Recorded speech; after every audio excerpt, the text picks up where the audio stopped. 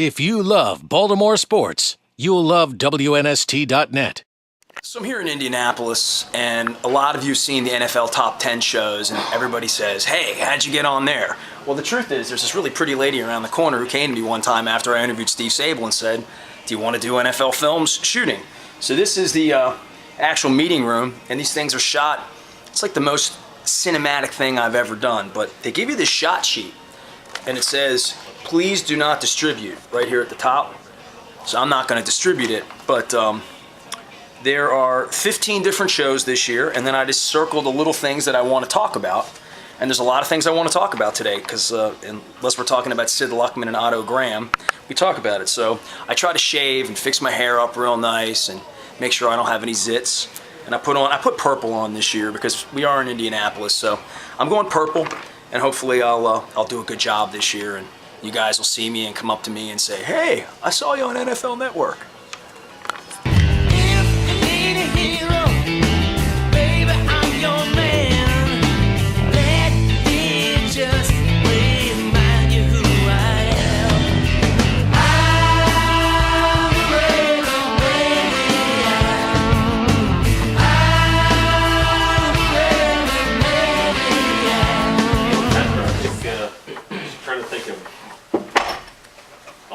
The only time I had seen you was when I was going through the interview. We did the top 10 quarterback duels last year, and there was one in there about Namath versus Johnny U, and I think you were in there.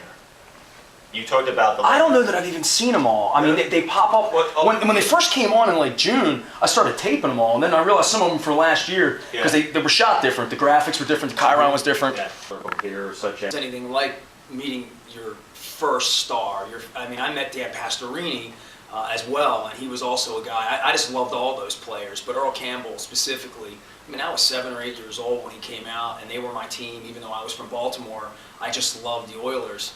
And before Earl even got there, and I met Earl last year in Dallas at a party, and he doesn't move too well now, and it's really kind of sad that when you meet him, he's a little bit broken down physically, but he was just so gregarious, and I actually sat on his lap for the picture because he couldn't get up, and there wasn't a whole lot of space to take a picture with him, and it's just this crappy picture too, because there's no lighting in it, and I put it up on Facebook and Twitter, and nobody really thought it was a big deal except for me, but I was still thrilled by it, and that was my one chance meeting with Earl Campbell. He was my guy.